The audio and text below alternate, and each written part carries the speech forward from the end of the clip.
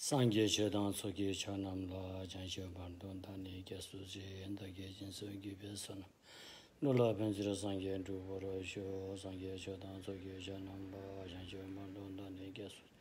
Dagi jinsu gyube sonam ge nola penjira sangye nduboro sho sangye chedan soki chanam la janshio bandon tani gyasuji endage jinsu gyube sonam ge. Dola benjira sangye duboro sho simjan tamje dewa dan dewe gyudan demura gyuroji dungan dan dungan ge gyudan tawara gyuroji dungan mepe dewa dan mi tawara gyuroji nyerin shadan dan tawe tanyam dan nebura gyuroji paden sabe lama rimboche yandage shura peme din sho kadi jumbe gone je sonde ko sondo ge ngodo sando so saji buje jushin mento tamare rolin shen de gembadi Sangye Shindo Midyan Bulwayi Adokananda Shindo Chaprasho Guru Buddha Bodhisattva Sapari Vararatna Mandala Puja Mega Samundra Spar Samaye Ho Simjan Namge Sambada Loyi Chata Chita Bara Chechan Tumbo Tebai Chege Korlo Kordu So Sampuna Prani Pitartha Kalyartha Samma Sambuddhigan Prapta Gani Manasaya Prasatma Sadhamma Desna Sunidna Huna विनम्र अनुरोध गर्दछु महायान सूत्र अलङ्कारको धम्म देशनामा अहिले हामी पुण्य सम्भार र ज्ञान सम्भारलाई निर्वाणको मार्गमा कसरी रूपान्तरित गरेर लाने भन्ने विषयमा धम्म देशना गर्दैछौँ। सामान्यतयामा बुझ्नुपर्ने कुरा के त भन्दाखेरि हामी साँच्चीकै बुद्ध शरणम गच्छामि भनेर भगवान बुद्धको सम्यक मार्गमा आइसकेपछि भगवान बुद्धको सम्यक मार्गको विशेषता के हो त्यो विशेषता पनि बुझ्न नितान्तै जरुरी छ। कतिपय कुराहरू अरूहरूसँग पनि यदाकदा मिल्दाजुल्दाहरू छन्। दान गर्नुपर्छ, दया मायाको भावना गर्नुपर्छ, अरूलाई घात पुर्याउनु हुँदैन, अरूको हिंसा गर्न हुँदैन आदि आदि कुराहरू त अरूले पनि भन्छन्। तर भगवानको सम्यक मार्गको विशेषता के हो यो बुझ्न नितान्तै जरुरी छ। यदि यो कुरो तपाईले बुझ्नु भएन भने तपाई भगवान बुद्धको शरणमा किन आएको भन्ने कुरा अलि अन्यलमै पर्ने जान्छ। त्यसैले हामी अरू सबै देवी देवताहरूको पहाड पर्वत मान्छेदेखि हैन पानी आगो माटो हावा सबैको शरणमा जान छोडेर हामी बुद्ध शरणमा आएका छौँ। त्यो आउनुको एउटा कारण छ कि उहाँसँग एउटा विशेष किसिमको केही छ जो अरूसँग छैन, जो अरूले यो कुरा गर्दैन, त्यो भगवान बुद्धले मात्रै गर्नुहुन्छ। त्यो के हो यो बुझ्न नितान्तै जरुरी छ। त्यसकारण सबभन्दा पहिलो कुरा त बुद्धले के भन्नुहुन्छ भन्दाखेरि बुद्धले तिम्रो आफ्नो मालिक तिमी आफै हो रे, यो विशेषता छ एउटा। बुझ्नु भएन के? अरूले यस्तो भन्दैनन्, अरूले यस्तो भन्न उनीहरू सक्दैनन्। बुद्धको विशेषता भनेको तिम्रो आफ्नो मालिक तिमी आफै हो रे, एउटा विशेषता यो छ। अर्को विशेषता भनेको बुद्ध स्वयं मैले भनेको भन्दैमा तिमीले हत्त न पत्ता विश्वास गरिहाल्न जरुरी छैन रे। राम्रोसँग विवेक विचार प्रयोग गरेर जाँचेर हेर, परीक्षा गरेर हेर, अनि ठिक लाग्यो भने मात्रै स्वीकार गर्ने हो रे। यो पनि भगवान बुद्धको विशेषता हो। अरूले यस्तो भन्दैन, अरूमा धेरै जात्न मिल्दैन। धेरै जाँच्न थालेर प्रश्न उठायो भने नास्तिक जस्तोमा राखिदिन्छन्, अरूमा त्यस्तो छ। तर यो भगवान बुद्धको विशेषता हो कि भगवान बुद्धले बतायो भन्दैमा तुरुन्तै स्वीकार गर्न जरुरी छैन कि त्यसलाई राम्रोसँग आफ्नो विवेक विचारले जाँचेर हेर्नु हैन। एउटा कुरा त तिम्रो आफ्नो मालिक आफै हो भनेर भगवानले भनिसक्नु भयो। अर्को कुरा स्वयं भगवान बुद्धले बताएको कुरामा तिम्रो विवेक विचारले प्रयोग गरेर जाँचेर हेर्नुपर्छ भन्ने कुरा आयो। यो पनि भगवान बुद्धको विशेषता भयो। भने अर्को कुरा चाहिँ अलिकति अगाडि गएर बुझ्ने हो भने भगवानले चाहिँ अनि जति पनि बनेका या बनाइएका छन् यी सबै अनित्य छन् रे। चाहे त्यो प्रकृतिबाट बनेको होस्, चाहे त्यो व्यक्तिबाट बनाइएको होस्, जति पनि बनेका या बनाइएका छन्, चाहे त्यो भौतिक वस्तु होस्, चाहे त्यो मन नै किन नहोस्, सबै बनेका र बनाइएका जति पनि छन् सबै नाशवान छन्, नाश हुने स्वभावका छन् रे। किनकि यो बदलिरहने स्वभावको छ अरे, किनकि यो क्षणिक छ अरे। यो पनि भगवान बुद्धको विशेषता एउटा यो हो। अर्को फेरि जति पनि राग, रिस, मोह, लोभ, लालच, ईर्ष्या, डाह जस्ता क्लेशसँग सम्बन्धित कुराहरू छन्, चाहे त्यो भौतिक होस्, चाहे त्यो मन नै किन नहोस्, त्यसले एक दिन पीडा दिएरै छोड्छ अरे। त्यो पीडादायक छ अरे। यो पनि बुद्धको भनेको विशेषता हो। यो अरूले यसो त्यति भन्दैन। अनि अर्को छ धनी गइरह्यो। अब धनी बुद्धको विशेषता भनेको जति पनि विषय धर्महरू छन्, विषय धर्म भनेको आँखाको विषय धर्म रूप भयो, कानले सुन्ने शब्द भयो, जिब्रोले लिने स्वाद भयो, नासिकाले सुन्ने वासना भयो, शरीरले छामेर थाहा पाउने खस्रो नरम स्पर्श भयो र मनका विषयहरू भयो। जति पनि विषय धर्महरू छन्, चाहे त्यो आध्यात्मिक इन्द्रियहरू किन नहोस्, चाहे त्यो बाहिरी जगत किन नहोस्, चाहे त्यो लौकिक किन नहोस्, चाहे त्यो लोकोत्तर नै किन नहोस्, जति पनि विषय धर्महरू छन् ती सबका सब पुराका पुरा अनात्मा छन् रे। यो चाहिँ बुद्धको ठुलो विशेषता हो। यो अरू कसैले यसको बारेमा त उनीहरूलाई चाहिँ चुइँका पनि थाहा हुँदैन। यसको बारेमा बुद्धले बाहेक अरू अन्य सम्यक मार्गबाट बाहिर रहेकाहरूलाई यो कुरोको त चाहिँ चुइँका पनि थाहा हुँदैन।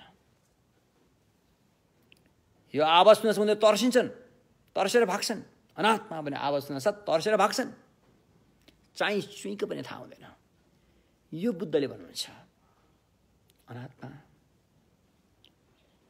अनि अर्को पनि छ फेरि निर्वाण परम शान्त छ अरे। निर्वाणै यस्तो एउटा शान्त अवस्था हो, अरू सबै अशान्त छ। निर्वाण जस्तो अवस्था हो, त्यो प्राप्त गरेपछि मात्रै शान्त प्राप्त हुन्छ। त्यहाँ अशान्त कहिले पनि आउनेवाला छैन अरे। अब यो चाहिँ भगवान बुद्धको विशेषताहरू हो। यो अरूले जान्दैनन्, अरूले भन्दैनन्, यस्ता बारेमा कुरा पनि गर्दैनन्। त्यस्तै चार आर्य सत्य पनि भगवानको विशेषता हो। दुःख सत्य, दुःखको समुदय सत्य, दुःख अन्तिम भएको अवस्थाको निरोध सत्य र दुःखलाई अन्तिम पार्ने मार्ग सत्य। यी चार आर्य सत्य पनि भगवान बुद्धको विशेषताहरू हुन्। यो पनि उहाँले मात्रै बताउनुहुन्छ। देखिँदा यस्ता कति हो जुन बुद्धका विशेषताहरू, बुद्धका शिक्षाका विशेषताहरू यस्ता छन् हैन। र यो कुरालाई हामीले बुझेर हामी किन बुद्ध शरण गच्छामी भनेर आएका रहेछौँ त? अन्य देवी देवता, अन्य भगवान भन्ने अन्य रुख बिरुवा, ढुङ्गा माटा, पहाड पर्वत अथवा वायु, कुल्यान, पितृहरूको शरणमा नगएर हामी बुद्ध शरण गच्छामी भनेर किन आएका रहेछौँ त भन्दाखेरि किनकि अघि भर्खर बताएँ नि यस्ता ज्ञानीहरू बुद्धले बताउँछन् यस्ता ज्ञानले नि दुःखको अन्त गर्छ अनि हामी दुःखबाट मुक्त हुन सक्छौँ। त्यसको लागि नै हामी बुद्ध शरण गच्छामी भनेर आएको बुझ्नुभयो नि के। तसर्थ हामी बुद्ध शरण गच्छामी भनिसकेपछि अनि किन फेरि अरू देवी देवताको शरणमा जाँदैनौँ भन्ने कुरा पनि यही लागू भयो। फेरि यदि ती देवी देवताहरूले पनि अहिले जुन बुद्धले बताएको ज्ञान बताइदिएको भए, बताउन सक्ने भइदिएको भए, अथवा सम्यक मार्गबाट बाहिर रहेका धर्म ग्रन्थहरूमा यी कुराहरूको बारेमा उल्लेख गरिदिएको भए त्यहाँ पनि शरण जान मिल्छ। तर त्यहाँ त यी कुराहरूको नामो निशानै छैन, नामो निशानै छैन। जब ती ग्रन्थहरूमा नामो निशान छैन भने त्यसलाई बताउने व्यक्तिहरूले त कहाँ बताउँछन्, बताउन सक्दैन। कहिलेकाहीँ बुद्ध धर्मबाट चोरेर त्यहाँ मिसाएर बताउनेहरू छन्, फेरि त्यस्ता छन्। बुद्धको ज्ञानलाई आफू चाहिँ के अरे बुद्ध शरण गच्छामी पनि नभन्ने अनि बुद्धको ज्ञानलाई चोरचार गरेर अनि आफूले भनेमा चाहिँ त्यहाँ अब कुरा मिलाएर लानेहरू त प्रशस्तै छन्। त्यो त अहिले पनि देखिन्छ, थुप्रै देखिन्छ। तर हामी बुद्ध शरण गच्छामी भन्नुको कारण तपाईँले स्पष्टसँग बुझ्नु भएन। कुरो यो हो, कुरोको चुरो यो हो। त्यसैले अब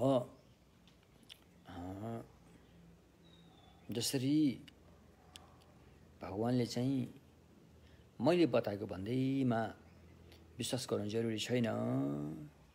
मैले बताएको कुरालाई तिमीले श्रुतमय प्रज्ञाले अपनाएर हेर, चिन्तनमय प्रज्ञाले अपनाएर हेर। श्रुतमय र चिन्तनमय प्रज्ञाले अपनाएर हेर्दाखेरि त्यहाँ तिमीले खोट पाएनौ, त्यहाँ दोष पाएनौ भने तिम्रो भविष्य त्यो कुरो अपनाएर तिम्रो भविष्य उज्यालो देखिन्छ भने तब मात्रै तिमीले अपनाउने हो। तर यसको लागि छानबिन गर्ने मालिक त तिमी आफै हौ। अत्वदीप भनिन्छ नि, दागी गुणहीन कि होइन, आफ्नो मालिक त आफै हौ भनेछ। त्यसकारण इतिहासमा यस्तो भन्ने व्यक्ति पहिलो व्यक्ति हो, शाक्यमुनिले यस्तो भन्नुभयो। यो मानव चलाको लागि ठुलो वरदान साबित भयो। यो मानव चलाको लागि होइन, मानवताको लागि। किनकि ऊ आफ्नो खुट्टामा उभिएर आफ्नो बलबुत्ताबाट बुझ्न सक्ने क्षमता छ भन्ने कुरा चाहिँ बुद्धले पुष्टि गरिदिनु भयो होइन। अहिलेपछि हामीले के भन्थ्यौँ, सम्यक मार्गबाट बाहिर हुँदाखेरि कसैको आशीर्वाद, कसैको भरोसा, कसैको होइन वरदानबाटै सबै समाधान हुन्छ भनेर ठान्ने गरेका थियौँ। जब हामी सम्यक मार्गमा आयौँ, सम्यक मार्गले त तिम्रो आफ्नो मालिक त आफै यो बताएको छ। तिमी पहिला आफू सुध्रिनु पर्यो। तिमी आफू सुध्रेपछि मात्रै अनि तिमीले अरूलाई सुधार्न सक्छौ। जबसम्म आफू सुध्रिँदैन अरूलाई सुधार्न सकिँदैन। र आफू सुध्रिनु नसुध्रिनु भने त तिम्रै हातमा छ। त्यसकारण तिम्रो मालिक तिमी आफै हो। बुद्धले त्यो एउटा त्यो तरिका, तौर तरिका, बाटो देखाइदिनु मात्रै हुन्छ भन्ने कुरा स्पष्ट छ, जुन कुरा अहिले हामीले बतायौँ। तसर्थ अतिरिक्त रूपमा मैले यो कुरा उठान गरेँ कि भगवान सम्यक बुद्धसँग यस्तो विशेषता के छ भनेर। अझै पनि तपाईँले यसबारेमा अन्य देवी देवताहरू, अन्य पौराणिक कथाका चाहिँ घटनाहरू, अन्य ग्रन्थहरू भन्दा भगवान बुद्धमा के विशेषता छ भन्ने कुरालाई तपाईँले चाहिँ राम्रैसँग बुझ्न चाहनुहुन्छ भने अनि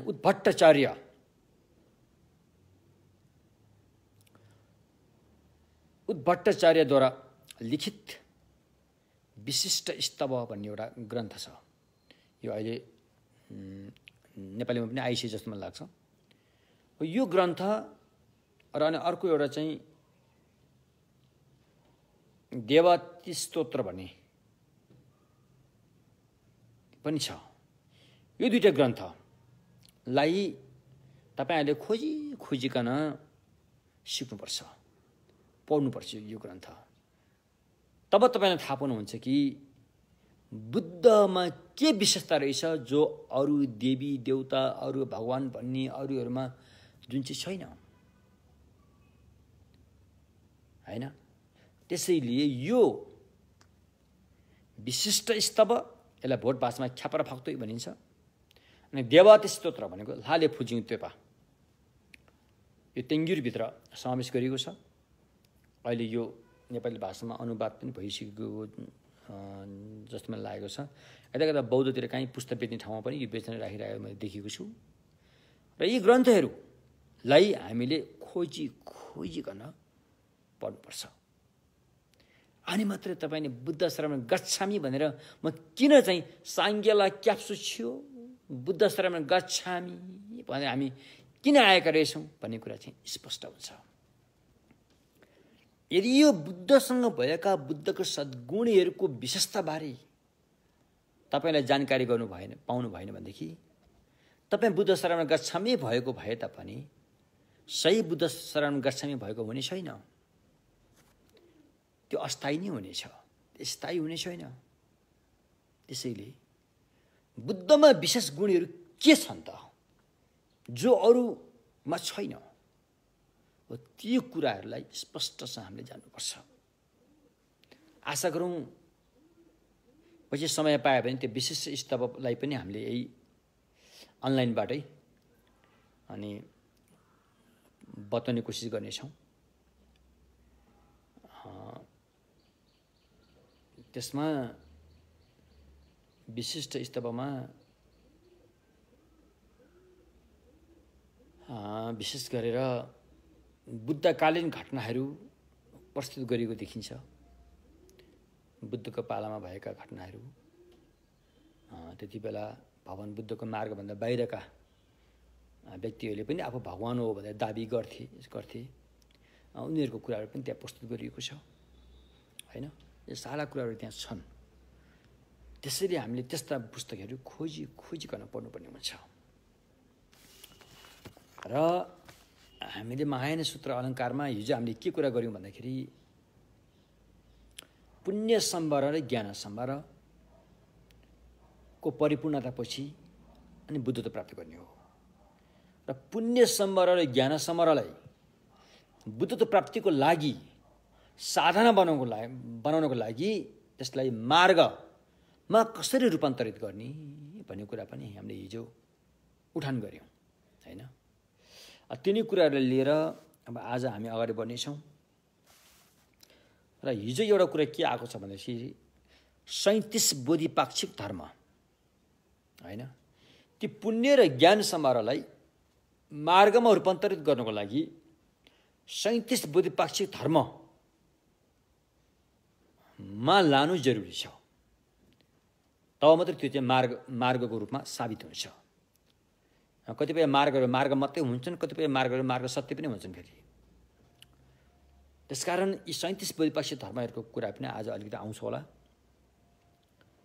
र एवं प्रकारले अब यो पुण्य सम्भार र ज्ञान सम्भारलाई, हैन, अभ्यास गरेर लैजाँदाखेरि अनि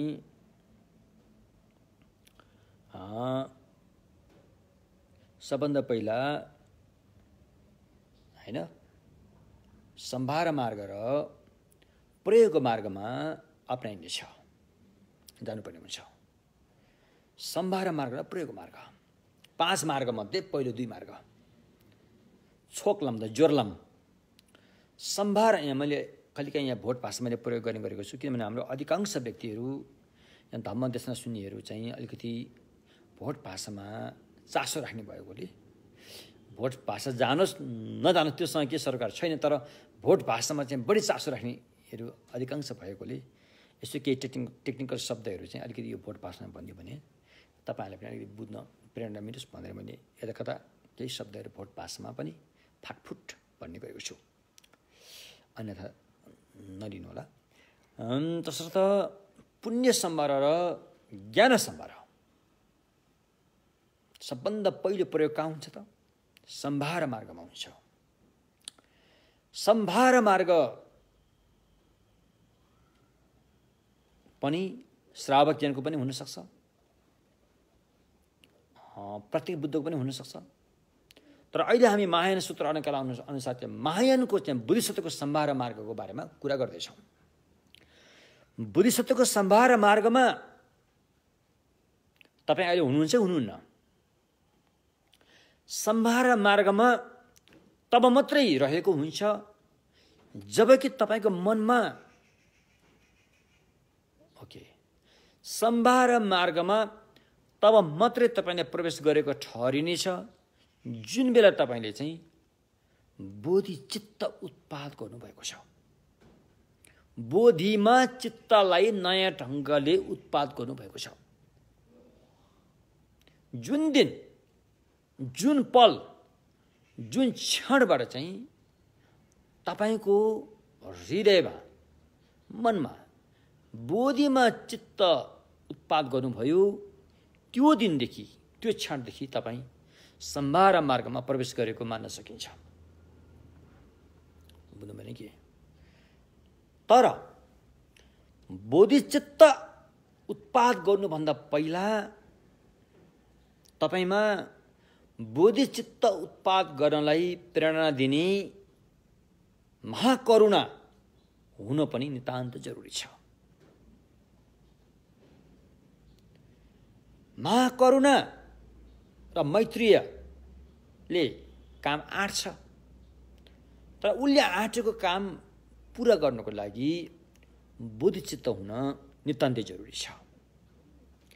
महाकरुणाले आँट्यो, बोधिचित्तले तात्यो र आँटेको र तातेकोमा मद्दत गर्नलाई अद्वैय ज्ञानको पनि त्यहाँ नितान्तै जरुरी छ। अद्वैय ज्ञान भनेको गहिरो विपसना ध्यानबाट प्राप्त हुने अद्वैय ज्ञान, यो हुन पनि नितान्तै जरुरी छ। त्यसकारण महाकरुणा, बोधिचित्त, अद्वैय ज्ञान, यो तीनटा कुराको चाहिँ धेरै महत्त्व रहेछ। सम्मा सम्बुद्धता प्राप्त गर्ने व्यक्तिलाई नभई नहुने यो तीनटा विषय चाहिँ धेरै महत्त्वको छ। अहिले मैले भनिहालेँ, महाकरुणाले आँट्यो, बोधिचित्तले ततायो, अद्वैय ज्ञानले मद्दत गर्यो, अनि त्यो व्यक्ति भोलि गएर बुद्ध बन्छ। तसर्थ होइन, जुन दिन महाकरुणाबाट प्रेरित भएर बोधिचित्त तपाईमा पैदा भयो, त्यो दिनदेखि तपाईँ सम्भार मार्गमा प्रवेश गरेको मानिन्छ। तर सम्भार मार्गमा प्रवेश गरेको तब मानिन्छ, मात्र महाकरुणाले मात्रै पुग्दैन, महाकरुणामा त्याग चित्त पनि हुनुपर्छ। फेरि महाकरुणामा त्याग चित्तले साथ दिनुपर्छ। त्याग चित्त छैन भने फेरि भने जस्तो हुँदैन। त्यसकारण त्याग चित्तले साथ दिएको महाकरुणाबाट पैदा भएको बोधिचित्त र सच्चाइको दर्शन पाउने अद्वैय ज्ञान, यति भएपछि जुन दिन तपाईँमा बोधिचित्त पैदा भयो, त्यो दिनदेखि तपाईँ चाहिँ बोधिसत्वको मार्ग सम्भारमा प्रवेश गर्यो। सम्भार मार्गमा प्रवेश गर्यो रे। सम्भार मार्गमा प्रवेश गरेर अनि पुण्य सम्भार र अनि ज्ञान सम्भारको चाहिँ साधना गराइन्छ।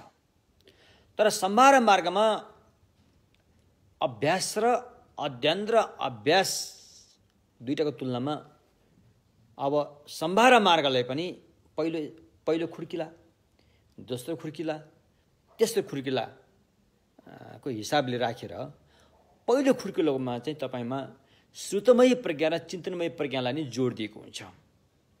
किनकि बाटो त पहिला आउनु छ, नक्सा त तयार पार्नु छ, जानुभन्दा पहिला नक्सा त पक्का गर्नु पर्यो। त्यसैले पहिलो खुड्किलोमा, सम्भार मार्गको पहिलो खुड्किलोमा श्रुतमय प्रज्ञा र चिन्तनमय प्रज्ञालाई जोडतोडका साथ प्रयोग गरिन्छ भने मध्यम खुड्किलोमा आइसकेपछि फेरि श्रुतमय प्रज्ञा र चिन्तनमय प्रज्ञालाई अलिकति जोड दिनबाट अगाडि बढेर अनि भावनामा जोड दिन्छ। भावनामा जोड दिने भनेको अर्थ भावना पनि दुई किसिमका हुन्छन्, एउटा समता भावना, एउटा चाहिँ विपसना भावना। तर समता भावनामा चाहिँ जोड दिन्छ फेरि, किनकि सारा समता ध्यानीहरू चाहिँ यो सम्भार मार्गमा नै प्राप्ति गरिसकेको हुनुपर्छ। प्रयोग मार्गमा पुग्नुभन्दा पहिले सम्भार मार्गमा नै सारा समता ध्यानको अभ्यास साधना गरेर समता ध्यान प्राप्त गरिसकेको हुनुपर्छ र समतामा जोड दिइन्छ। त्यसको साथसाथमा विपसना पनि अपनाइन्छ। विपसना पनि अपनाइन्छ। जब तेस्रो खुड्किलोमा पुगिसकेपछि विपसनालाई पनि जोड दिइन्छ र समता र विपसनालाई अभिन्न रूपमा लगिन्छ। जब समता र विपसनालाई अभिन्न रूपमा लगिन्छ, त्यहाँबाट तपाईँको मनमा अनादिकालदेखि छल कपट गर्दै आएको, तपाईँप्रति धोका दिँदै आएको अष्टलौकिक धर्मलाई होइन कहिले पनि उत्पन्न नहुने गरेर हटाइन्छ। लाभ अलाभ, दुःख सुख, यस अयस होइन त्यस्तै गरेर के भन्छ, लाभ अलाभ, दुःख सुख, यस अयस लगायत 8 लौकिक धर्म जो छ, यसलाई चाहिँ फेरि उत्पन्न नहुने गरेर निर्मूल पार्न साथै ऊ प्रयोग मार्गमा पुगेको हुन्छ। ऊ प्रयोग मार्गमा पुग्छ। यस्तो किसिमले अनि प्रयोग मार्गमा चाहिँ श्रुतमय प्रज्ञा र चिन्तनमय प्रज्ञालाई अलिकति थाती राखेर भावनामय प्रज्ञामा चाहिँ जोडतोडका साथ लगिन्छ। किनकि दर्शन मार्गले त्याग्नुपर्ने कुरा सबै प्रयोग मार्गले त्यागेको हुनुपर्छ, तब मात्र दर्शन मार्ग प्राप्त हुने हो। दर्शन मार्गले त्याग्ने अज्ञानताहरू चाहिँ प्रयोग मार्गले नै त्याग्दै लगेको हुनुपर्छ होइन, जस्तो सत्काय दृष्टि आदिहरू। त एवं प्रकारले अनि अगाडि बढ्नुपर्ने हुन्छ है त। तसर्थ अहिले हामी यहाँ सम्भार मार्ग र प्रयोग मार्गलाई मार्गमा लगेर पुण्य सम्भार र ज्ञान सम्भारलाई मार्गमा लगेर अभ्यास गर्दाखेरि सबभन्दा पहिला सम्भार मार्गमा हामी पुग्छौँ र त्यसपछि हामी प्रयोग मार्गमा पुग्नेछौँ। सम्भार मार्ग र प्रयोग मार्ग दुवैको एउटै नाम पनि कहिलेकाहीँ भनिन्छ, अधिमुक्तिचर्य अरे मोइपे के भन्छ, मोइचोकी मोइपेचोपा अधिमुक्तिचर्य मार्ग पनि भनिन्छ। यी दुवैको एउटै नाम चाहिँ अधिमुक्तिचर्य मार्ग हो होइन। हो त्यसमा अनि पुण्य सम्भार र ज्ञान सम्भारको मजासँग आर्जन गरिन्छ, कमाइन्छ। पुण्य र ज्ञानको कमाइ हुन्छ त्यसमा, त्यसलाई चाहिँ आर्जन सञ्चित गरिन्छ भनौँ न। त्यति भइसकेपछि अब दर्शन मार्ग प्राप्त हुन्छ। तब दर्शन मार्ग प्राप्त भएपछि बुद्धिसत्वको पहिलो भूमिमा पनि पुगेको हुन्छ। जब साधक साधक बुद्धिसत्वको पहिलो भूमिमा पुग्दछ त्यसैले भनिन्छ दर्शन मार्ग। त्यसकारण दर्शन मार्ग र बुद्धिसत्वको पहिलो भूमिमा टेकेर दोस्रो भूमि, तेस्रो भूमि, चौथो, पाँचौँ, छैठौँ, यो छैठौँ भूमिको साधनाबाट अनि उसले के गर्छ त भन्दाखेरि चाहिँ निमित्त ग्रहलाई हटाउन सक्षम हुन्छ। निमित्त ग्रह, अब निमित्त ग्रह अलिकति बुझ्न गाह्रो शब्द हो यो, पछि हामी बिस्तारै भनौँला। निमित्त ग्रह भन्ने हुन्छ। त्यो निमित्त ग्रह भनी एउटा अज्ञान, यो अविद्या हो, यसलाई हटाउने काम गर्छ। किनकि यो निमित्त ग्रह नहटुन् जेसम्म हामीले कुनै पनि अभ्यास गर्दाखेरि प्रयास गर्नुपर्ने हुन्छ, जोडतोडका साथ प्रयास गर्नुपर्ने हुन्छ। यो प्रयास चाहिँ कहिलेसम्म चल्छ भन्दाखेरि छैठौँ भूमिसम्म चल्छ। जब सातौँ भूमि प्राप्त हुन्छ निमित्त ग्रह लगभग होइन हटेको अवस्था चाहिँ जस्तै हो भने आठौँ भूमिमा त पुरै हट्छ। त्यसपछि अब आठौँ भूमिमा पुगिसकेपछि होइन आठौँ अथवा नौँ भूमिमा चाहिँ आठौँ र नौँ भूमि प्राप्त गर्नको लागि सातौँ भूमिको नाम सुदुर्जय, रिङदु समेसा सुदुर्जय भूमि, बुद्धिस्टको सातौँ भूमिमा पुण्य सम्भार र ज्ञान सम्भारलाई हासिल गर्छ, अझै माथि त्यसको विकास गर्दै लान्छ भने त्यसपछि 10औं भूमिमा पुगेपछि हैन 10औं भूमिको लागि 8औं र 9औं भूमिको अभ्यासको जरुरत पर्छ। यहाँ भन्नु खोजेको के भन्दाखेरि चाहिँ 7औं भूमि प्राप्तिको लागि 6औं भूमिसम्मको अभ्यासको जरुरत पर्छ। 8औं 9औं भूमिको अभ्यास प्राप्तिको लागि 7औं भूमिको अभ्यासको जरुरत पर्छ हैन। त 10औं भूमिको लागि 8औं र 9औं भूमिको अभ्यासको जरुरत पर्छ। तर अभ्यास चाहिँ त्यही नै हो, पुण्य सम्भार र ज्ञान सम्भार त्यसकै अभ्यास हो। र 10औं भूमिमा जब व्यक्ति पुग्छ त्यति बेला उसलाई अभिषेक भन्ने शब्द आएको छ। हुन त अधिकांश अभिषेक भन्ने शब्द वज्रयानमा बढी प्रयोग भएको हुन्छ। त यदाकदा सूत्रमा पनि देखिन्छ कि 10औं भूमिमा पुगेपछि अनि बोधिसत्वलाई सारा बुद्धहरूको आगमन भएर उसलाई अभिषेक दिनुहुन्छ अरे। त्यो महाज्योति महारश्मिको चाहिँ वेश्वर छिम्ब्यो वाङ भनेको छ के अरे, महारश्मि महाज्योतिको चाहिँ अभिषेक दिनुहुन्छ अरे भन्ने कुराहरू स्पष्ट यहाँ पनि आएको छ र माध्यमिक अवतारमा पनि यी कुराहरू स्पष्ट भएका छन्। यसरी जब ती सारा बुद्धहरूले ती 10औं भूमिमा अवस्थित भएका बोधिसत्वलाई रश्मि ज्योतिको अभिषेक प्रदान गरिसकेपछि अनि उसको चाहिँ सारा पुण्य सम्भार र ज्ञान सम्भारले पूर्णता पाउँछ। त्यो पूर्णता पाउन साथै अनि त्याग्नुपर्ने सूक्ष्म किसिमको अविद्यालाई पनि कहिले पनि नफर्किने गरेर त्यागिसकेको हुन्छ। र ऊ 11औं भूमिमा जब पुग्छ तब ऊ सम्मा सम्बुद्ध भइसकेको हुन्छ अरे। यसरी जानी तरिका चाहिँ यसरी हो हैन। त्यसकारण अब अहिले पनि मैले भने सम्भार मार्गमै समता ध्यानहरू पुरै गरिसकेको हुनुपर्छ, प्राप्त गरिसकेको हुनुपर्छ समताहरू। नत्र भने फेरि विपස්සनालाई सही ढङ्गसँग लान गाह्रो हुन्छ हैन। अब यस्तो छ, अब अहिले विपස්සना भन्ने एउटा विम छ, मतलब ठाउँ ठाउँमा यसको संस्थाहरू खोलेको छ, सेन्टरहरू खोलेको छ। मान्छेहरू जान्छन्, विपස්සना ध्यानहरू गर्छन्। हो राम्रो भयो, मनको मैल दूर भयो, मनको टेन्सन दूर भयो भन्नेहरू पनि थुप्रै छन् हैन। धेरै राम्रो कुरा हो, त्यो राम्रो कुरा हो।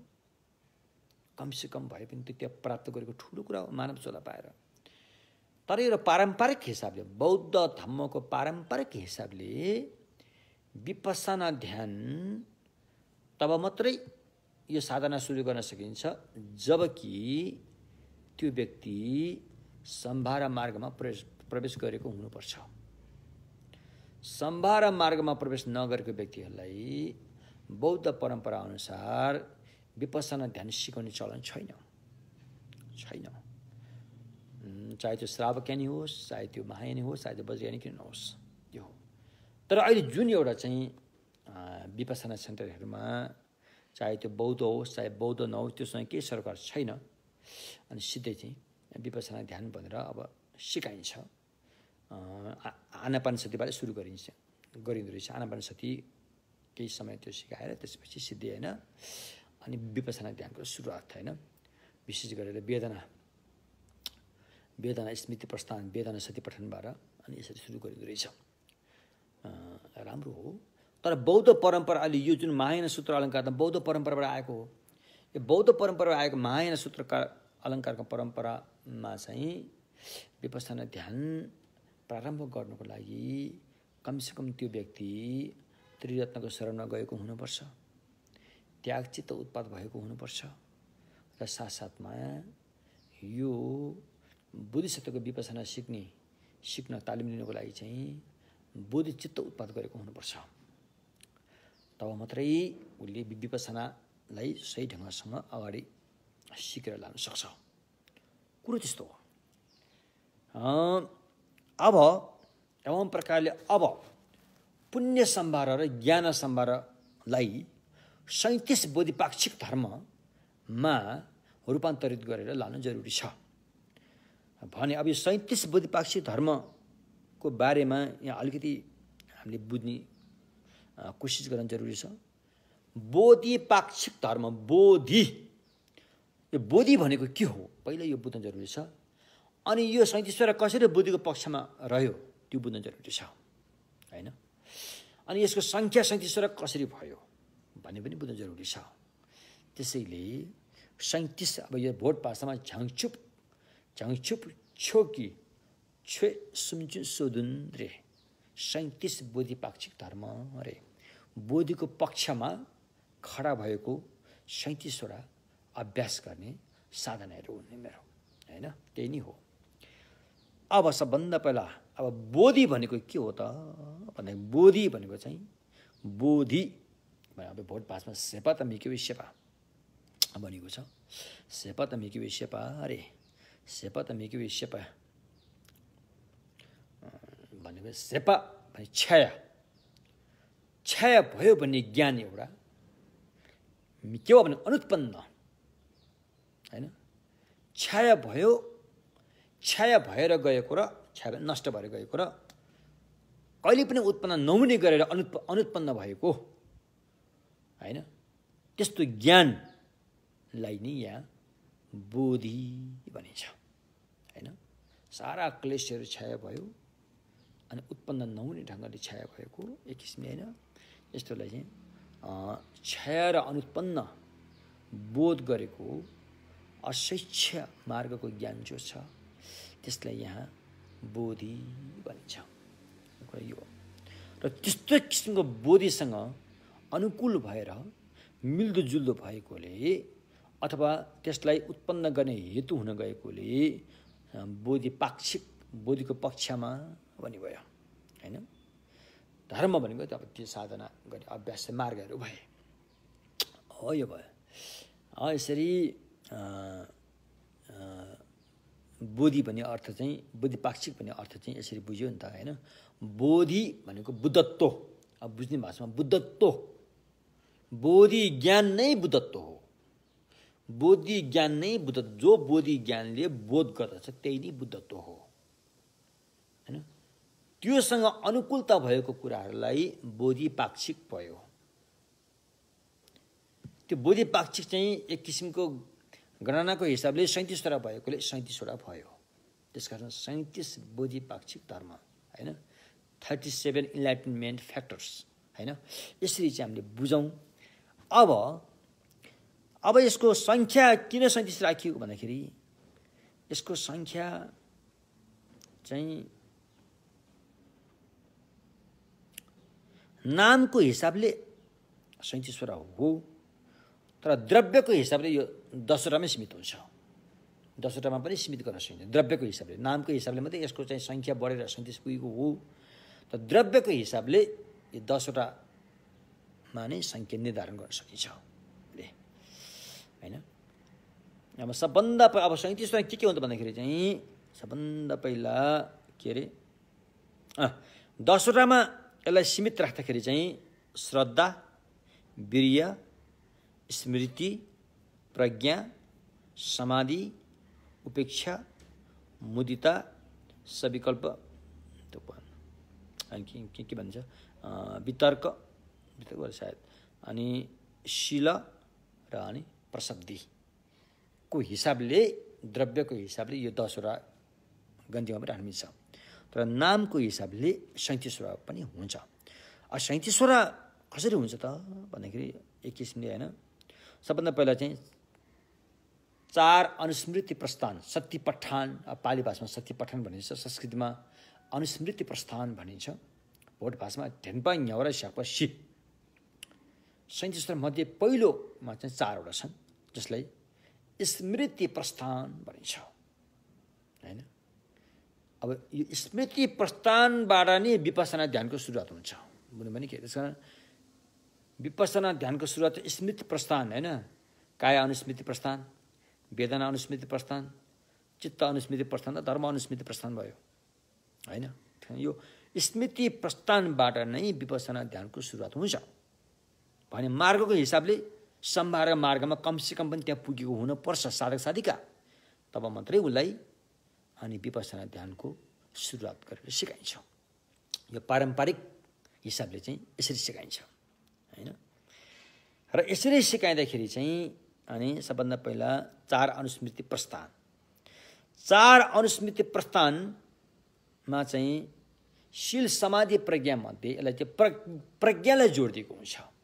प्रज्ञालाई चाहिँ जोड दिइन्छ किनकि सच्चाइको दर्शन गर्नुपर्ने भएकोले यो चाहिँ यसको चाहिँ प्रधानता चाहिँ प्रज्ञा नै हुन्छ यसको चाहिँ प्रमुख चाहिँ प्रज्ञा नै भइरहेको हुन्छ अरे हैन त्यसपछि आएर चार प्रहान कहिले त्यहाँ प्रधान पनि भन्छ त पहिलेको अनुवादमा प्रहान याङ द पौवा भनिरहेछ भोट भाषामा प्रहान भनिरहेछ चार प्रहान भनिन्छ याङ द प्रपौवसी चार सम्यक प्रहान भनिन्छ यो चार सम्यक प्रहान चाहिँ यो चाहिँ वीर्यको प्रमुख भूमिका हुन्छ यसमा चाहिँ यो अभ्यास गर्दाखेरि चाहिँ वीर्यलाई नै जोडतोडका साथ प्रयोगमा ल्याएको हुन्छ अहिलेको चार अनुस्मृति प्रस्थानमा चाहिँ प्रज्ञालाई साधनामा जोडतोडका साथ उतारेको हुन्छ भने चार सम्यक प्रहानमा चाहिँ वीर्य भनेको चाहिँ वीर्य भनेको के त कुशल कर्म गर्नतर्फ उत्साहित हुनु कुशल कर्म गर्नलाई उत्साहित हुनुलाई वीर्य भनिन्छ हो त्यसलाई चाहिँ यहाँ बढी प्रयोग गरिएको हुन्छ त्यो भयो त्यसपछि गएर चार रीतिपात जुठुकी काङपसी रे चार रीतिपातमा चाहिँ शील समाधि प्रज्ञा मध्ये समाधिलाई चाहिँ यहाँ जोड दिएको हुन्छ ध्यानलाई चाहिँ यहाँ जोडका तोडका साथ प्रयोग गरेको हुन्छ किनकि रीतिपात हैन भगवानको एउटा नाम छ हैन के रे विद्या चरण सम्पन्न विद्या भनिन्छ नि विद्या चरण भनेको चाहिँ ध्यान हो हैन त्यो ध्यान चाहिँ चारवटा भएकोले चार रीतिपातको अभ्यास गराइन्छ त्यो चार रीतिपातमा चाहिँ ध्यानलाई जोडतोडका साथ उतारेर साधना गराइन्छ त्यसपछि गएर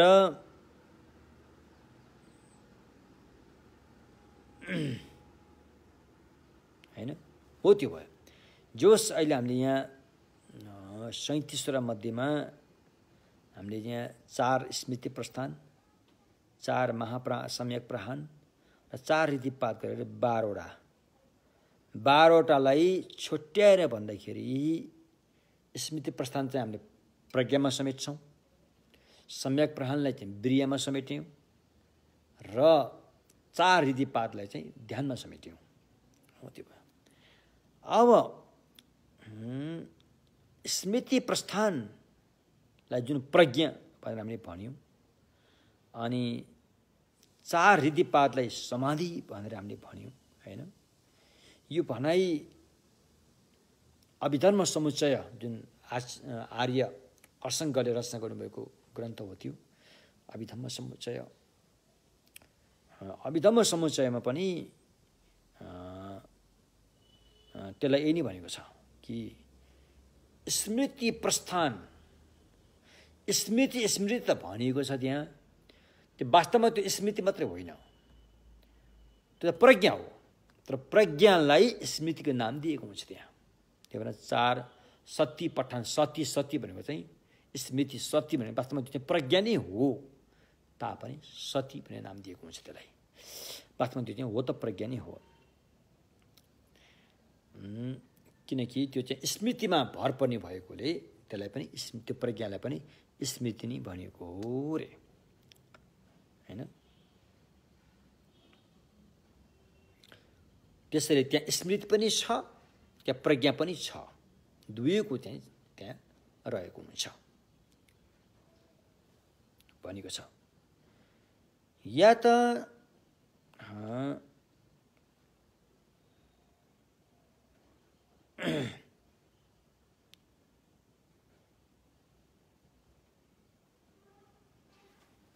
जस्तो धर्म परिचय र सम्यक दृष्टि धर्म परिचय यो सप्तबोध्याङ्गभित्र पर्ने धर्म परिचय र आर्य आसङ्गिकभित्र पर्ने सम्यक दृष्टि यी दुवै पनि प्रज्ञा नै हुन् अझै जोस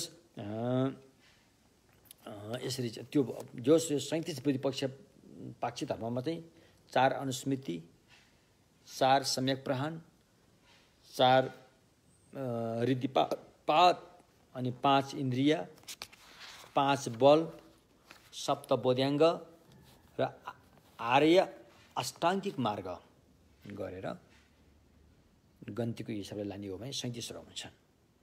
हो त्यो भयो हैन, 37 हुन्छ। अब यहाँ के बुझ्नु पर्यो भन्दाखेरि अब यी अभ्यासहरू सम्भार मार्गमा कसरी गरिन्छ त भन्दाखेरि सम्भार मार्गलाई पनि तल्लो स्तरको सम्भार मार्ग, मध्यम स्तरको सम्भार मार्ग र माथिल्लो स्तरको सम्भार मार्ग भनेर सम्भार मार्गलाई पनि 3टा खुड्किलोमा बाँडिएको छ।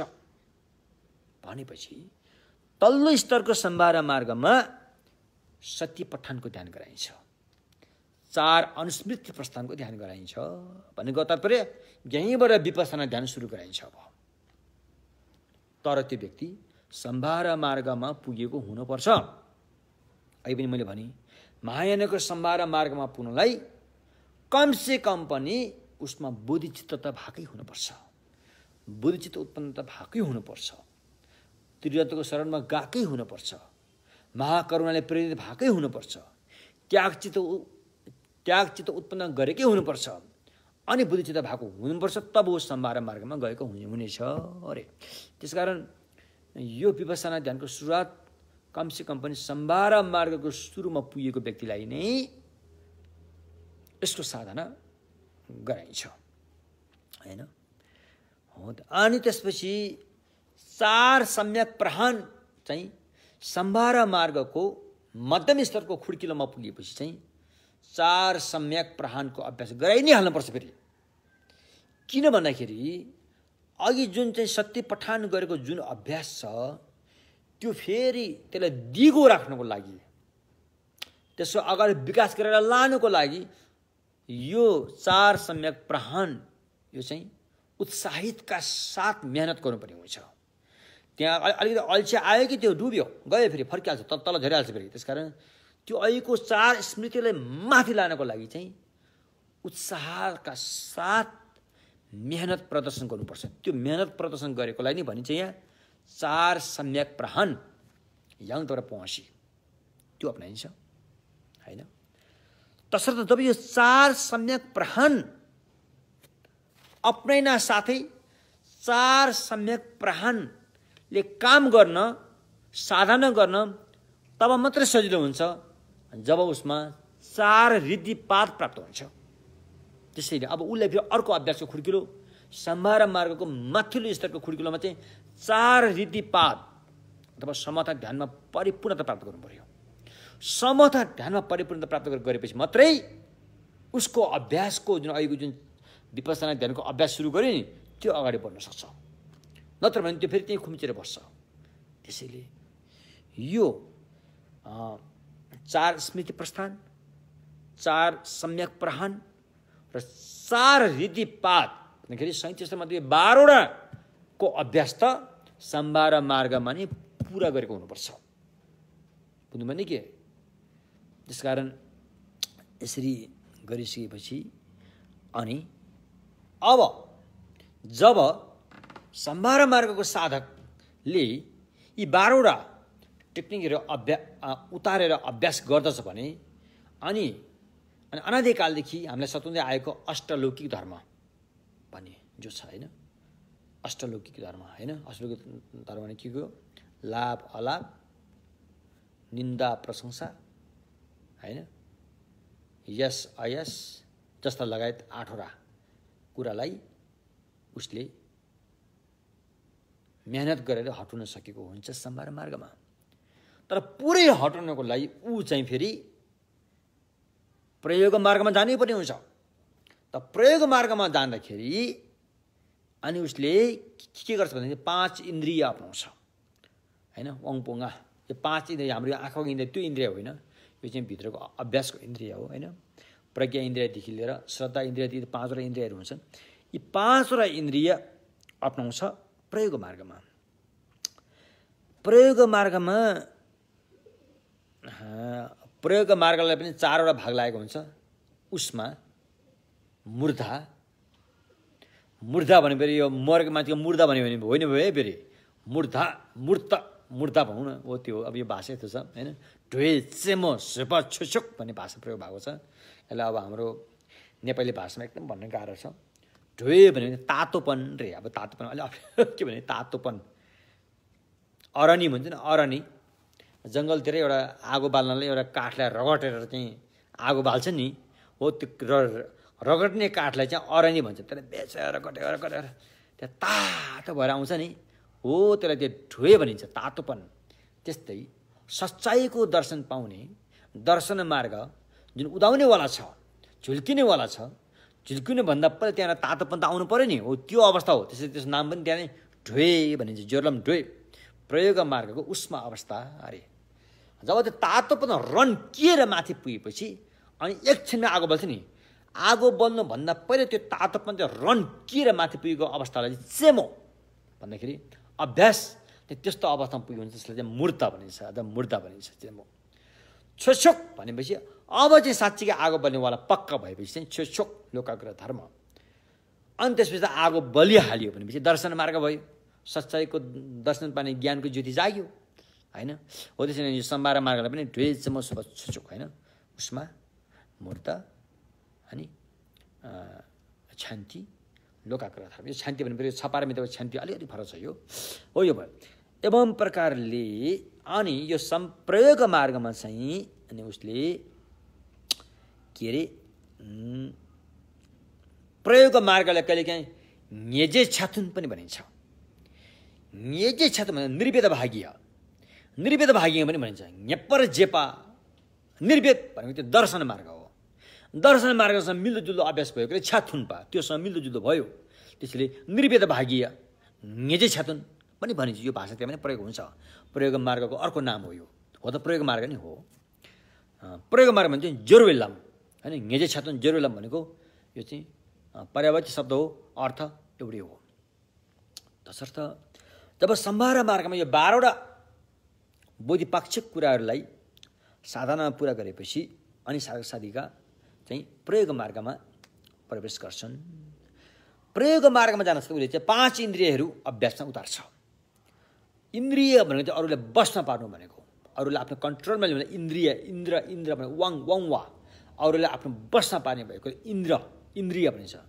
हैन अब इन्द्र भनेछ तपाईँले फेरि अब पौराणिक कथाको वासना हुने चाहिँ ओ स्वर्गलोक इन्द्र देवताको राजा भन्ने मनमा आउला तर यहाँ भगवानको सम्यक मार्गमा इन्द्र भन्नेमा त्यो आउँछ भन्ने छैन यहाँ धेरै अर्थ लाग्छ त्यस कारण इन्द्रिय भनेको चाहिँ बस्न पार्ने त्यो अभ्यास गरिन्छ अरे त्यो चाहिँ 5 हुन्छ त्यो 5 इन्द्रियको अभ्यास गरिन्छ हैन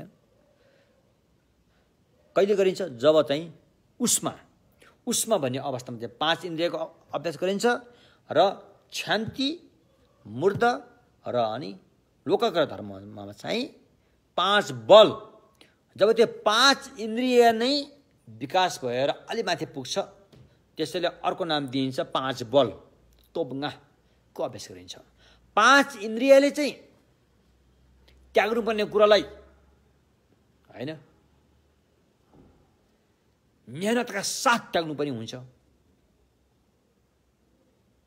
र 5 इन्द्रियले जब त्यो त्याग्नुपर्ने कुरालाई सफलता हासिल गर्छ अब त्यो त्याग्नुपर्ने 5वटा तत्त्वले यता उसले हमला गर्न सक्दैन हमला गरेर नसक्ने भएपछि त्यसलाई 5 बलमा रूपान्तरित हुन्छ त्यही 5 इन्द्रिय नै 5 बलमा रूपान्तरित हुन्छ त्यसलाई भन्छ 5 बल यसरी चाहिँ प्रयोग मार्गमा चाहिँ 10 र 37 अभ्यास मध्ये 12 र अभ्यास सम्भार मार्गमा अपनाउनु पर्ने भयो 10 र अभ्यास प्रयोग मार्गमा हैन 5 इन्द्रिय र 5 बल प्रयोग मार्गमा अपनाउनु पर्ने भयो र 37 मध्ये 7 र अभ्यास चाहिँ दर्शन मार्गमा सप्तबोध्याङ्ग अरे झङछुप्की यानला दुन सप्तबोध्याङ्ग को अभ्यास चाहिँ दर्शन मार्गमा अपनाइन्छ हैन र भावना मार्गमा चाहिँ आर्य आसाङ्गिक मार्ग चाहिँ भावना मार्गमा अपनाइन्छ सम्यक दृष्टि लिएर सम्यक कर्मान्तसम्मका आर्य आसाङ्गिक मार्ग चाहिँ भावना मार्गमा अपनाइन्छ भनेपछि 37 भयो र यिनै 37 अभ्यासहरू चाहिँ सम्यक सम्बुद्धतामा पुर्याउने मार्ग हुन् रे यी 37 अभ्यासले नै पुण्य सम्भार र ज्ञान सम्भारको विकास गरेर लाने हो अनि त्याग्नुपर्ने कुरा पनि त्याग्दै लाने हो लिनुपर्ने कुरा पनि लिँदै जाने हो। र यसरी पुण्य सम्भार र ज्ञान सम्भार त्यो परिपूर्णता भइसकेपछि अनि 11औं भूमिमा पुगेपछि त्यसलाई भनिन्छ बुद्ध भूमि। 10औं भूमिलाई अतिक्रमण गरेर 11औं भूमिमा पुगिसकेपछि चाहिँ त्यो चाहिँ बुद्ध भूमि भयो रे। हो यस्तो किसिमले 37 बोधिपाक्षिक धर्मलाई नै अपनाउने हो। हामीले गर्ने अभ्यास नै यही नै हो, अरू छैन, अरू त्योभन्दा अलग छैन। अब 37 बोधिपाक्षिक धर्म चाहिँ श्राव ज्ञानमा पनि अपनाइन्छ, श्राव ज्ञानमा पनि अभ्यास गर्ने यही नै हो, 37 बोधिपाक्षिक धर्म नै हो। त मायाले गर्ने पनि यही नै हो, वज्रयानले गर्ने पनि यही नै हो। तापनि गर्ने अभ्यास गर्ने शैलीहरू अलिअलि फरक छ, उपाय कौशलहरूमा फरक हुन्छ हैन, त्यो हो। वज्रयानमा चाहिँ 37 बोधिपाक्षिक धर्मलाई मण्डलको रूपमा प्रस्तुत गरेर अपनाइन्छ। अहिले हामीले यहाँ के अरे यहाँ 4 अनुस्मृति प्रस्थानलाई हैन काया सती पठान पाली भाषा अलिक संस्कृतभन्दा बोल्न अलिक सजिलो हुन्छ, किनभने त्यो अलिकति जिब्रोको बिचबाट उच्चारण हुने भएकोले पाली भाषा चाहिँ अलिक बोल्न सजिलो हुन्छ। संस्कृत भाषा चाहिँ जिब्रोको टुप्पोबाट उच्चारण गर्नु पर्यो, अलिकति गाह्रो। त्यस कारण सती भनेर शैली भयो, संस्कृत स्मृति भनिन्छ, कति गाह्रो भयो, त्यस्तो हुन्छ कि भाषाको शैली त्यस्तो छ। त्यसकारण अब त्यही 4 अनुस्मृति प्रस्थानलाई चाहिँ शरीरमा हेरेर, वेदनालाई हेरेर, चित्तलाई हेरेर, धर्मलाई हेरेर अभ्यास गराइन्छ। पनि वज्रयानमा पुगेपछि त्यही 4 अनुस्मृति प्रस्थानलाई चाहिँ मण्डलमा 4वटा ढोका बनाएर हेरिन्छ, 4वटा ढोकाको रूपमा प्रस्तुत गरिन्छ, शुद्ध रूपमा प्रस्तुत गरिन्छ। हो त्यसरी हेरिन्छ। त्यसकारण यो 37 बोधिपाक्षिक धर्म चाहिँ धेरै महत्त्वपूर्ण कुरा हो। यो अभ्यास गर्ने मेन कुरा यिनीहरू हुन्। यही 37 बोधिपाक्षिक धर्मको वरिपरि भएर नै अभ्यास गरिने हो हैन। अब यही भित्र समता पनि यही भित्र छ, विपसना पनि यही भित्र छ। हो यसरी अभ्यास गर्ने हो। एवं प्रकारले अनि दर्शन मार्गमा चाहिँ सप्तबोध्याङ्ग भनिन्छ। अब यही कुरालाई वज्रयानमा पुगेपछि तपाईले आर्य तारा, व्हाइट तारा, सेतो ताराको चाहिँ 7वटा आँखा हुन्छ, उहाँलाई सप्तलोचन पनि भनिन्छ। यहाँ 3टा, 2टा हातमा 2टा आँखा, 2टा पैतालामा 2टा आँखा र 7वटा आँखा हुन्छ। त्यो 7वटा आँखा नै सप्तबोध्याङ्गको प्रतीक हो। बुझ्नुभयो नि के? सप्तबोध्याङ्गको प्रतीक हो त्यो। जुन तारा टोलमाको सेतो ताराको है 7वटा आँखाहरू हुन्छन्, त्यो चाहिँ सप्तबोध्याङ्गको प्रतीक हो। र यो सप्तबोध्याङ्गलाई चाहिँ दर्शन मार्गमा अभ्यासमा उतारिन्छ र अभ्यास गरिन्छ। त्यसपछि भावना मार्गमा गएर आर्य अष्टाङ्गिक मार्ग रे। दर्शन मार्ग बाट उठ्न साथै त्यहाँ भावना मार्ग सुरु भइहाल्छ। त्यसकारण अहिले हामी जस्तो सामान्य व्यक्तिले पनि आर्य अष्टाङ्गिक मार्ग अभ्यास गर्न सकिन्छ, तर त्यो वास्तविक हुनेवाला छैन। एक किसिमको भावना हो, त्यो गर्न सकिन्छ। तर दर्शन मार्ग पुगिसकेपछि नि पक्का असली आर्य अष्टाङ्गिक मार्गको अभ्यास त्यहाँ हुन्छ। हो त्यो भयो।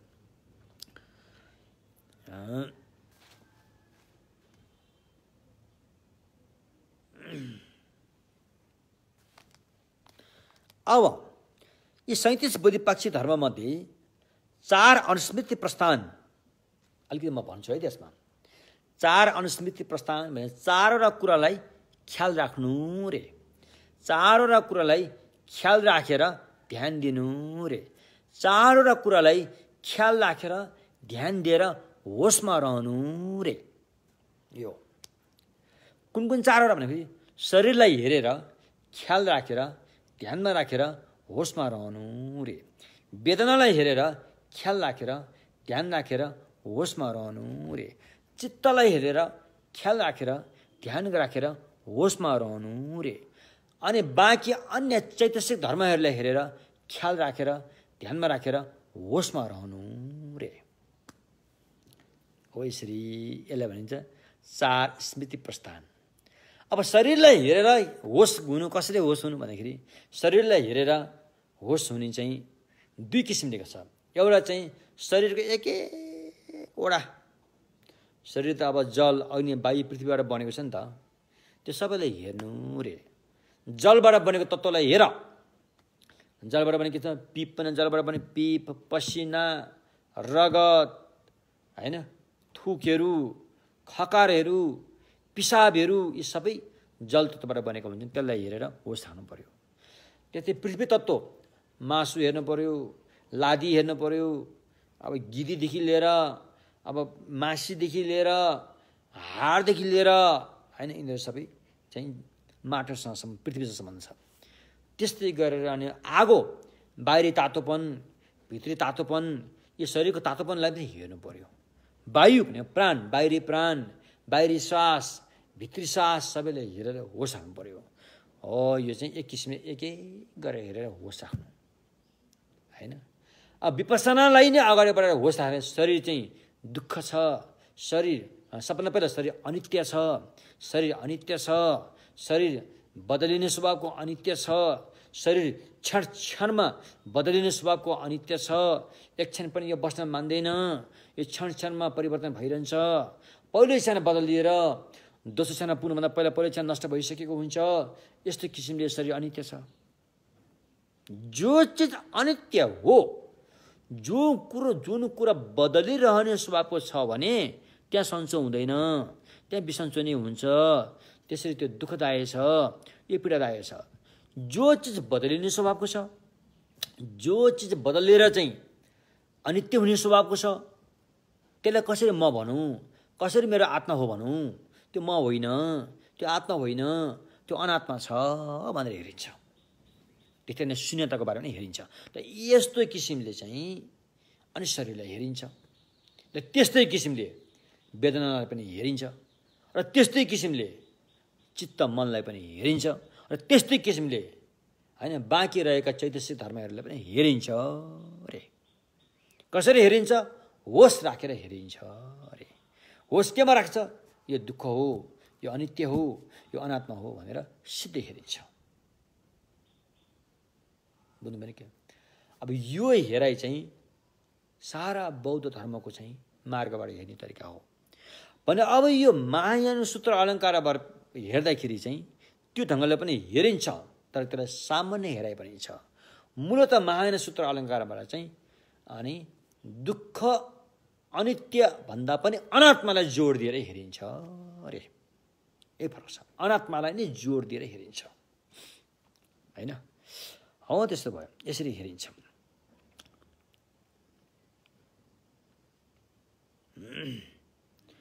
अब यसरी सम्भार मार्गमा रहेका साधक साधिकाले 4 स्मृति प्रस्थानको साधनाबाट अनि हेरिएको जुन मार्ग छ, यो मार्गले चाहिँ सच्चाइको दर्शन प्रत्यक्ष रूपमा चाहिँ पाइहालेको हुँदैन होइन। सच्चाइको दर्शन प्रत्यक्ष रूपमा त पाइहालेको हुँदैन, नभए तापनि यसले सच्चाइको दर्शन प्रत्यक्ष रूपमा पाइ नहालेकोले यसले क्लेशलाई अहिले तत्कालै पुरै त्याग्न भने सक्दैन। एक किसिमले चाहिँ क्लेश त्याग्न नसक्ने भनेर पनि भनिन्छ।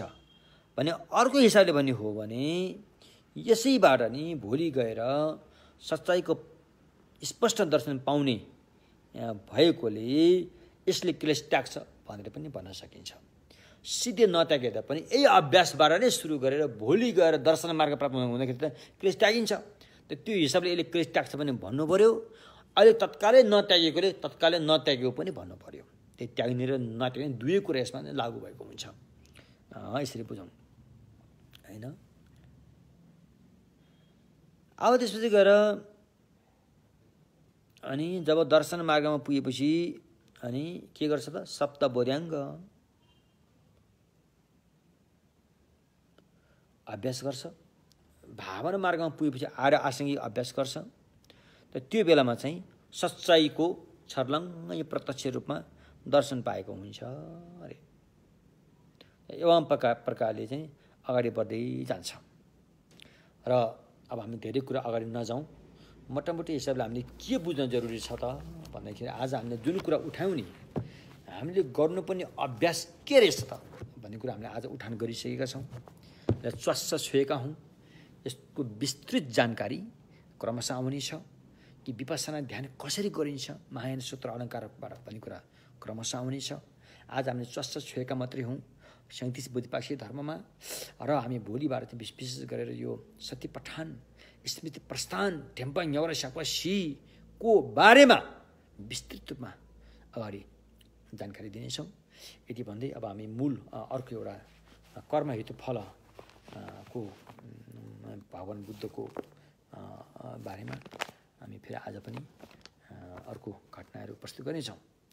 र आज चाहिँ हामी भगवान गौतम शाक्यमुनि बुद्धको पूर्व जन्ममा उहाँ बोधिसत्व भएर बोधिसत्वको आचरण गर्दाको बेलामा एउटा जिङलिङ्गर, अब यो मलाई राम्रोसँग उल्लेख गर्न आएन, यो उहाँको नाम हो, यो जिङलिङ्गर नाम गरेको राजाको रूपमा जन्म लिनु भएको थियो भनेको छ।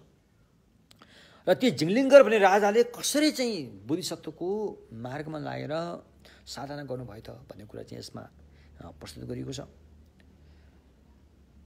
भगवान स्वयं उहिले अतीत कालमा यस जम्बुद्वीपमा जिङलिङ्गर नाम गरेका राजाको रूपमा जन्मनु भएको रहेछ। र ती राजा एकदम दयावान करुणावान थिए। आफ्ना नागरिकहरूलाई आफ्नै सन्तान जस्तै प्यारो गर्दथे। र त्यति बेला नै ती राजाले राजामा सद्धर्मप्रति चासो जागेर आयो, सद्धर्मप्रति झुकाव भएर आयो र सद्धर्मप्रति प्रसन्न चित्त उत्पन्न भएर आयो। त्यसले गर्दाखेरि अनि उहाँले चाहिँ एकजना मन्त्रीलाई बोले, ए भने आउ न हो, ल सद्धर्मको खोजी गर, सद्धर्म कोसँग छ, कसले बताउन सक्छ सद्धर्म, तिमीले खोजी गर भनेर एकजना मन्त्रीलाई ती राजाले आदेश दिन्छन्। र हैन यो त हिजो क्या हो,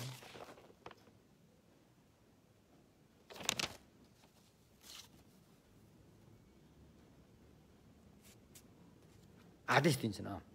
आदेश दिइसकेपछि अनि ती मन्त्रीले खोज तलास गरेर एकजना व्यक्ति भेट्छन् र ती व्यक्तिले भन्छन्, मसँग सद्धर्म छ, म सिकाउन सक्छु भनेर भन्छन्। राजा धेरै हर्षित हुन्छन् र ती राजाले ती धर्म सिकाउन सक्ने भन्ने व्यक्तिलाई तुरुन्तै आमन्त्रण गरेर ससम्मानका साथ उनलाई चाहिँ धर्म गद्दीमा विराजमान गराएर, गुरु मलाई धम्म देशना गर्नुहोस् भनेर भन्छन्।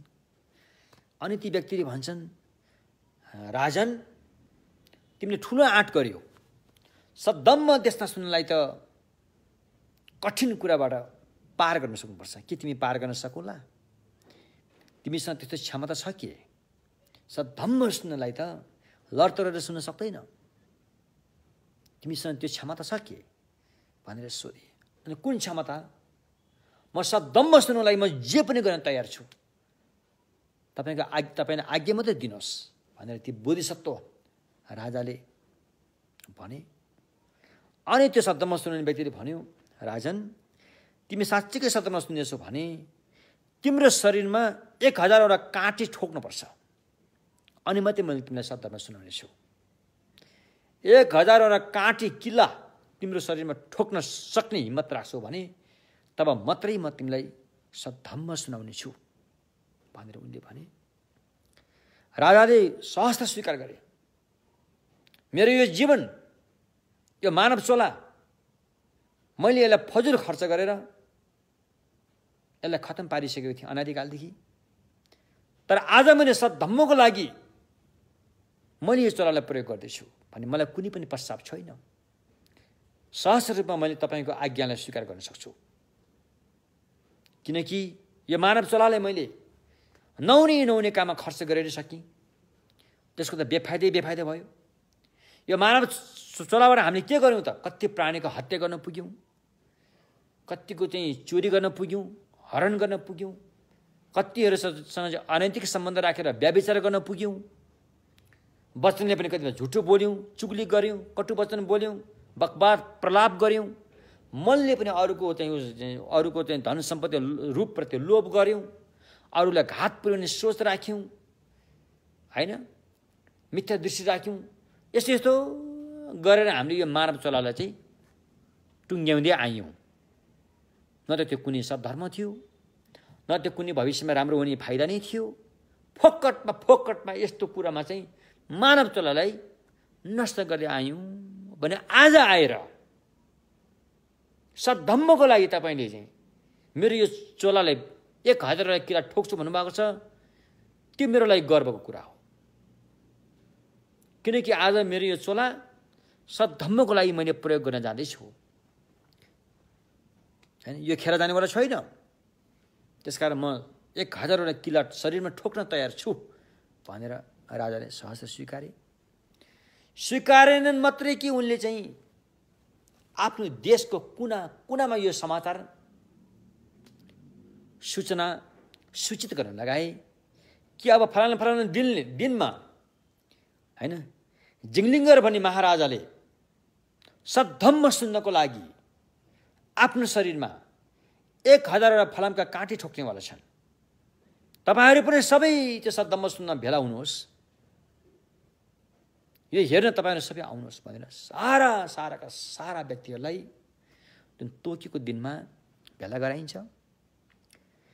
र त्यति बेला त्यो किल्ला ठोक्ने व्यक्तिहरू पनि त्यहाँ तयार पारिन्छ र आफ्ना रानीहरू, परिवारहरू, मन्त्रीमण्डलहरू, देशका नागरिकहरूले ती राजालाई बिन्ती गर्छ, महाराजा हजुरले आफूले किन यस्तो तकलिफ दिनुहुन्छ, किन चोट पुर्याउनुहुन्छ?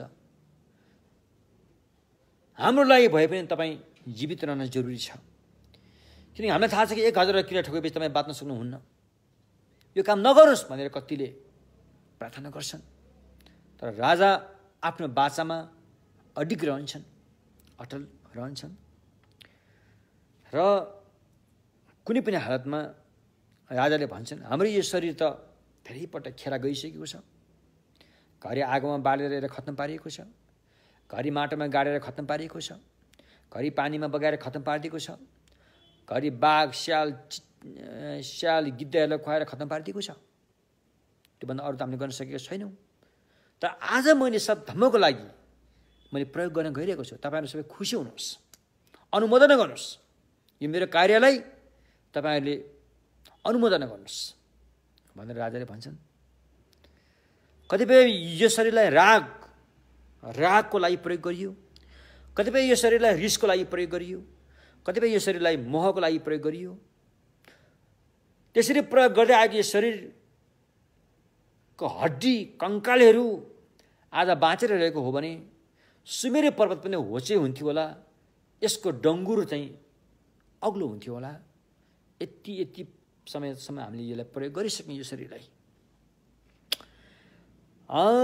टाउको मात्रै अरूले काटेको हिसाबले त्यहाँबाट निस्केको रगतको भेल आज नसुकिकन रहिरहने हो भने यो महापाँचवटा नदीहरूको धार पनि कमै हुन्छन्, यो रगतको धार नै धेरै भएर बग्थ्यो होला। आफन्तबाट छुटेको पीडा भोग्नु परेको बेला बगेका आँसुको धारा यदि आजसम्म नसुकिकन रहिरहेको हो भने त्यो आँसुको सागर अहिलेको महासागर भन्दा पनि ठुली महासागर हुन्थ्यो होला। त्यति हामीले भोगिसक्यौँ हैन। एवं प्रकारले नानादी किसिमको दुःख पीडा न राम्रो फल पाइन्छ। फोकटमा यो शरीरलाई हामीले खर्च गर्दै आएका छौँ। हामीले सद्धम्मको लागि कहिले पनि खर्च गर्न सकेनौँ। तर आज म यसै शरीरलाई सद्धम्मको लागि प्रयोग गर्दैछु। त्यसकारण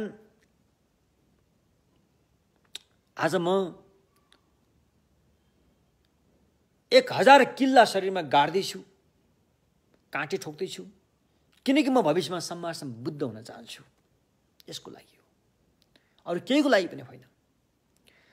त्यसकारण भविष्यमा म सम्मासम बुद्धत्व प्राप्त गरिसकेपछि मेरो प्रज्ञाको तलवारले, ज्ञानको तलवारले तपाईहरुको सारा मनमा रहेको क्लेशलाई मैले हटाउन सकोस्, मनमा रहेको त्यो क्लेशको अपरेसन गरेर सारा दुःख पीडालाई मैले निकालेर फ्याँक्न सकौँ। मेरो त्यति मात्रै उद्देश्य, त्यति मात्रै हो, त्योभन्दा बाहेक केही छैन भनेर। अनि त्यसैले तपाईहरु कसैले पनि मेरो यो शुभ कार्यमा बाधा अड्चन नपुर्याइदिनु होला। तपाईहरूले पनि यस कार्यमा अनुमोदन गर्नुहोला। राम्रो गरेछन् राजाले भनेर खुसीका साथ अनुमोदन गर्नुहोला भनेर भने। यदि भनिसकेपछि अब जुन त्यो ज्ञान सुनाउने व्यक्ति छन्, हे गुरुवर, अब 1000 किल्ला त राजाले ठोकिसकेका छन् शरीरमा, ठोक्न तयार भएका छन्। किल्ला सबै ल्याइसकेको छ, काँटी ल्याइसकेको छ, अनि किल्ला छेड्ने मान्छे पनि त्यहाँ तयार छ। र किल्ला ठोक्नुभन्दा पहिला ती गुरुवरलाई राजाले भने, हे गुरुवर, मलाई सद्धर्म देशना गरिदिनुहोस्, त्यसपछि म किल्ला ठोक्छु। किनकि सद्धर्म सुन्नुभन्दा पहिला यो किल्ला ठोकी भनेदेखि मेरो प्राण नहरन पनि सक्छ र म सद्धर्म सुन्नबाट वञ्चित हुन पनि सक्छु। त्यसैले चाहिँ यो किल्ला ठोक्नुभन्दा पहिला मलाई सद्धर्म देशना गर्नुहोस्, त्यसपछि म किल्ला ठोक्छु भन्दछन्। यदि भनिसकेपछि अनि ती सद्धर्म सुनाउने व्यक्तिले सद्धर्म सुनाउँछन्। सद्धर्म के सुनाए त भन्दाखेरि चाहिँ द्विजे थाम्चे मितकते, जति पनि बनेका कुराहरू छन्, बनेका छन्, त्यो सबै नाशवान छन्। जति पनि जन्मेका छन् हैन, त्यो सबै पीडादायी छन्। समस्त विषय धर्महरू सबै शून्यता र अनात्मा छन्। न त यहाँ म भनिन्छ, न त यहाँ मेरो भनिन्छ, न त मेरो नै छ, न त म भनिन्छ। वास्तवमा त्यो केही पनि छैन भनेर यो 4वटा लाइन उनले बताए। त्यो बताउन साथै, त्यो शब्द सुन्न साथै हैन, राजाले तुरुन्तै भने कि मेरो शरीरमा 1000 किल्ला ठोकिदियो भने। अनि 1000 किल्ला ठोकियो। त्यसबेला सबै मान्छेलाई एकदमै पीडा भयो। राजाले कसरी खपे 1000 किल्ला ठोकाइमा खपे। कति व्यक्तिहरू त्यहाँ बेहोस पनि भएर गएछन्। अनि पृथ्वी माताले पनि खप्न नसकेर 6 प्रकारले पृथ्वी कम्पन भएछ। पृथ्वीमा कम्पन भुइँचालो जस्तै आएछ। र त्यो घटना देखेर देवताहरूले पनि खुसीका साथ यी बोधिसत्व राजाले सद्धर्मको लागि ठुलो बलिदान दिए भनेर आकाशबाट पुष्प वृष्टि गरेर त्यहाँ पूजा पनि गरेछन्। र त्यति बेलै देवताका राजा इन्द्रले ती राजाको चाहिँ प्रयत्न मेहनतको कुशलतालाई देखेर उनी पनि दङ्ग परेछन्। अनि त्यो राजाकै भेट्न आएछन्। राजा एकदम फत्रक फत्रक परेको अवस्था थियो, किनभने हजारवटा काँटी त शरीरमा ठुकिसकेको थियो। त्यस्तो बेलामा हे महाराज, इन्द्रले सोधे, महाराज, तिमीले यस्तो जुन पीडा भोगेको छौ, यो के को लागि?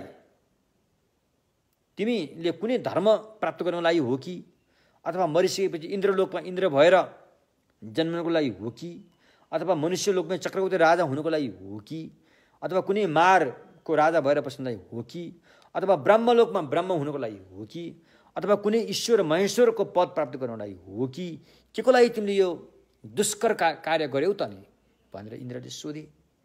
अनि राजाले भने, मैले गरेको यो कार्य यो भव संसारको सुख मोज मस्ती प्राप्त गर्नको लागि होइन। मैले यो जति पनि यो कार्य गरेर पुण्य प्राप्त गरेको छु, यो त सम्मा सम्बुद्धत्व प्राप्तको लागि हो। सम्मा सम्बुद्ध हुनुको लागि नै मैले यो काम गरेको हो। त्यसकारण यो कुरा बुझ भनिसकेपछि अनि इन्द्रले भन्छन्, तिमी यस्तो दुष्कर कार्य गर्दाखेरि यस्तो पीडा भएको मैले देखिरहेको छु, तिमीलाई के मनमा पश्चाताप त आएको छैन भनेर सोच्छन्। राजाले भन्छ, मलाई कुनै पनि पश्चाताप आएको छैन भन्छन्। यदि पश्चाताप आएको छैन र मेरो वचन सत्य हो भने मेरो शरीर पहिला जस्तै भएर आओस् भन्दाखेरि ती राजाको शरीर पहिला जस्तै सही सलामत हैन भएर आउँछ। त्यसकारण यस्तो किसिमले त्यो देखेर सारा मनुष्य देवताहरूसहित हर्ष उल्लासित हुन्छन् र ती राजाको सत्कार्यमा अनुमोदन गर्छन्। हो यस्तो किसिमले चाहिँ अनि भगवान बुद्ध शाक्यमुनिले बुद्ध हुनुभन्दा पहिला आफूले हैन बुद्धिसत्वको आचरण गर्दाखेरि 4 लाइन सद्धर्मको लागि पनि जीवनै बलिदान दिन तत्परताका साथ लागि परेको हामीले पाउँछौँ। मेहनत गरेर चाहिँ प्राप्त भएको यो बोधि ज्ञान हो। भगवानको सम्यक मार्ग यतिकै प्राप्त भएको होइन। त्यसैले यसले के बताउँछ भन्दाखेरि हामीले चाहिँ सद्धर्मलाई सम्मान गर्नुपर्छ, सत्कार गर्नुपर्छ, यसको गौरव गर्नुपर्छ। सद्धर्मको पुस्तकहरूलाई घुँडामुनि राख्नु हुँदैन, यसलाई हामीले सम्मान गरेर माथि नै राख्नुपर्छ। सद्धर्म सम्यक मार्ग सद्धर्मको एउटा अक्षर मात्रै लेखिएको भए तापनि त्यसलाई सम्मान गर्नुपर्छ, त्यसलाई नाङ्नु हुँदैन, त्यसलाई अवहेलना गर्नु हुँदैन। किनकि सद्धर्म भनेको हाम्रो चाहिँ वास्तविक शरण स्थान हो हैन भगवानले भन्नुभयो नि है आफ्नो मालिक आफै हो भनेको चाहिँ तिमी आफै नै सद्धर्म अभ्यास गर्छौ भने तिमी त्यो बिन्दुमा पुग्न सक्छौ सद्धर्म अभ्यास गर्नु नगर्नु त्यो तिम्रै हातमा भर परेको छ हैन अतो दीप आफ्नो बत्ती आफै जलाऊ आफ्नो मालिक आफै हौ भनेर चाहिँ भगवानले अन्तिम बेलामा पनि यही शब्द आनन्दलाई भन्नुभएको छ आनन्द भिक्षुलाई किनभने भगवान अब परिनिर्वाण हुन आँटेको थियो त्यति बेला आनन्द भिक्षुले ओहो किनकि उनी त अरहत भइसकेका थिएनन् मेरो लागि के महत्त्वपूर्ण ज्ञान सुनाउनुहोस् भनेर भगवानलाई भन्दाखेरि आनन्द तिम्रो आफ्नो बत्ती आफै बाल्नुपर्छ आफ्नो मालिक आफै हो भनेर भगवानले यो धम्म देशना गर्नुभएको हो हैन तसर्थ यो यस्तो कर्म राम्रो कर्म गरेर नै भगवान बुद्ध हुनु भएको न कि नराम्रो कर्म गरेर त्यसकारण कर्म हेतु फलमा हामीले जे कर्म गर्छौं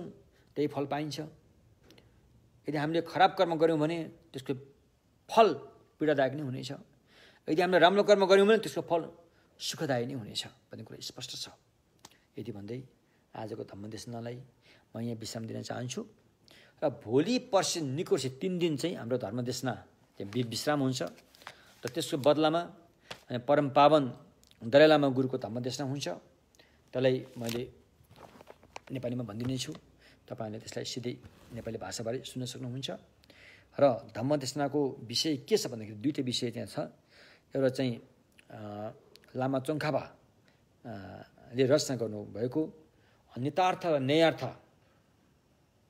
को बारेमा धम्मदेशना हुनेछ भने अर्को चाहिँ आचार्य 7औं 8औं शताब्दीतिर हुनुभएका आचार्य चन्द्र कृतिले रचना गर्नुभएको हैन यो माध्यमिक अवतार भन्ने ग्रन्थ छ त्यस सम्बन्धमा त्यो धम्मदेशना हुनेछ भोलि नेपाली समय बिहानको 9:15 बाट सुरु हुन्छ र अनि 10:45 मा समापन हुन्छ र तपाईले दलाई लामा नेपाली त्यस्तो लेखेर हेर्नुभयो भने तपाईले सिधै हेर्न सक्नुहुन्छ हस् यति भन्दै पुण्य परिणामन गरौँ सोनम दिए थम्जे शिवा न्ये थुम्ने न्ये पे दाना भम्जे ने केगा नाचे बलों टुबाई सिपे सोले डोवा ढोलो वराइशो